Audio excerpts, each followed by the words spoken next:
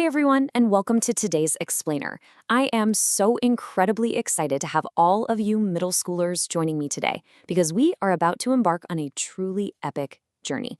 We're taking a microscopic versus tour of the biological kingdoms. Basically, we're going to shrink down, look really closely at the invisible structures that make up life on Earth, and pit some of nature's absolute most fascinating strategies head to head just to see how they survive.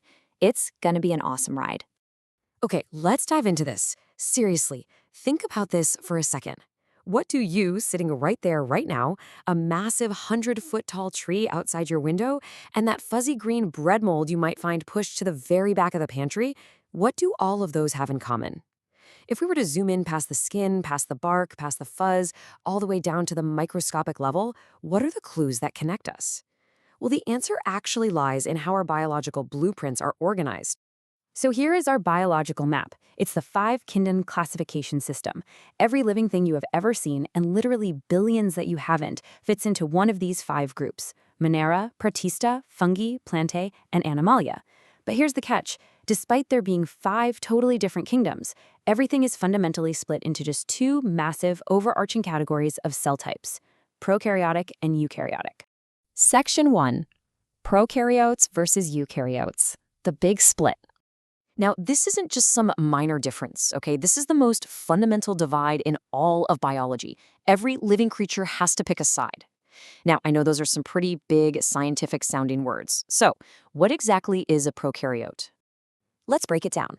A prokaryote is a cell that simply does not have a true nucleus. These are the simplest, most ancient, and oldest cells on planet Earth. You can kind of think of them like a giant open concept warehouse.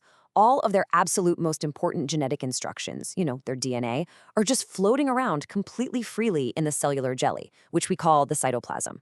There's no central control room locking up the important documents. It's just out there in the open. Pretty simple, right? But if that's a prokaryote, then what in the world is a eukaryote? Think of a eukaryote as the upgraded model. These are cells that have a true, distinct nucleus enclosed by a special membrane, plus a whole bunch of other specialized compartments called organelles. If a prokaryote is that open warehouse, a eukaryote is a highly organized, luxurious mansion.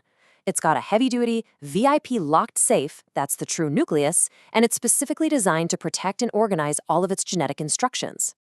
And this brilliantly illustrates the real contrast between the two. In a side-by-side matchup, you've got prokaryotes, tiny, simple, no organelles, no true nucleus. And then you have eukaryotes, much larger, far more complex, packed with specialized organelles, and boasting that protective true nucleus. This single difference dictates everything about how an organism actually grows and survives. Section 2. Bacteria versus plant cells. All right, now that we've got our big vocabulary words locked down, let's move from those abstract rules into the real world. It's time to pit two specific kingdoms against each other. We are matching up the Monera kingdom, which includes bacteria, against the Plantae kingdom. And the difference here is just staggering. A bacterium is prokaryotic and entirely unicellular. That means it's just one single lonely microscopic cell, and that one cell has to do absolutely every single job required to keep it alive. But plants? Plants are eukaryotic and beautifully, complexly multicellular. A tree isn't just one cell, it's trillions of specialized cells all working together in highly developed tissues and organs like roots, stems, and leaves. Section 3. Plants, making sun food. Let's actually zoom in a bit closer on the plant kingdom for a second to look at their ultimate biological superpower, and that is how they get their energy. Plants are what we call autotrophs. Autotroph? This means they are organisms that make their own food. Really think about how wild that is for a second. Plants don't eat. They never chew. They don't hunt. They literally create their meals entirely from scratch using just the environment around them. So how exactly do they do it? Through a recipe called photosynthesis. It's honestly like a magical cooking show. Step 1, they pull in 6 molecules of carbon dioxide right from the air. Step 2, they pull up 6 molecules of water from the soil. Step 3, they add a blast of light energy straight from the sun. Mix it all together in their cellular kitchen, and boom! Step 4, they produce C6H12O6, which is the sweet, energy-rich sugar for them to feed on. And as a bonus, in Step 5, they release 6 molecules of oxygen back into the air for us to breathe. Literally sunlight, air, and water turned into actual food. To quickly summarize our plant kingdom profile here, they are autotrophic heroes powered entirely by photosynthesis. They protect their cells with a tough, rigid wall made out of a material called cellulose. When they make extra food, they store it away as starch.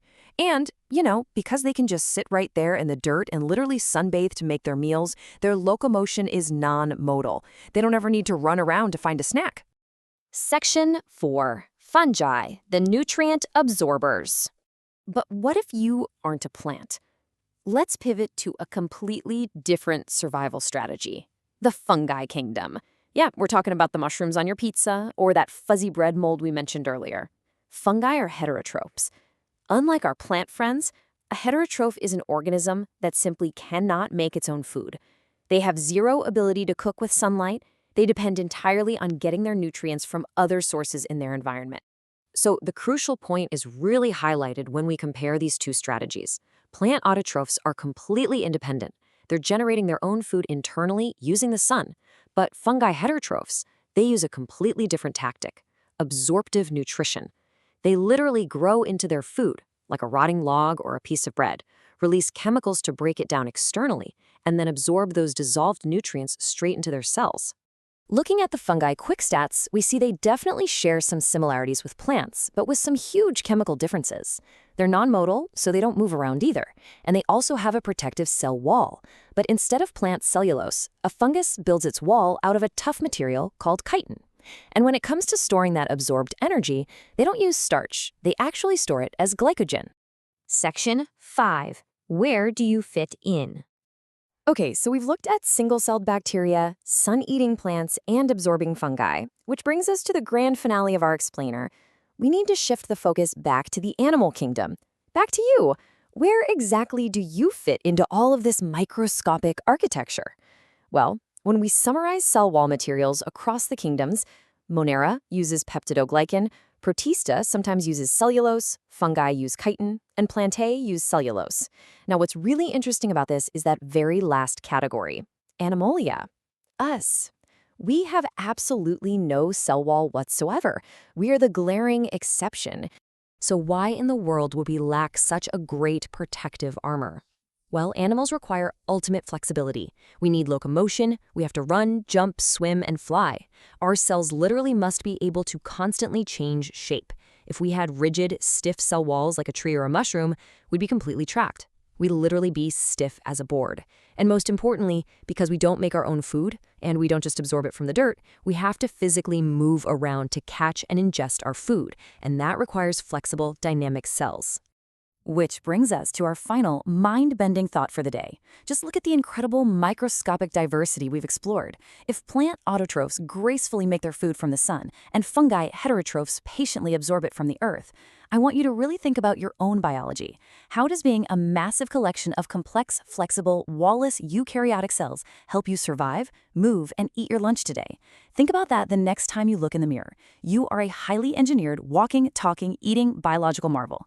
Thanks so much for joining me on this microscopic versus tour. Keep asking those awesome questions, and I'll catch you on the next explainer.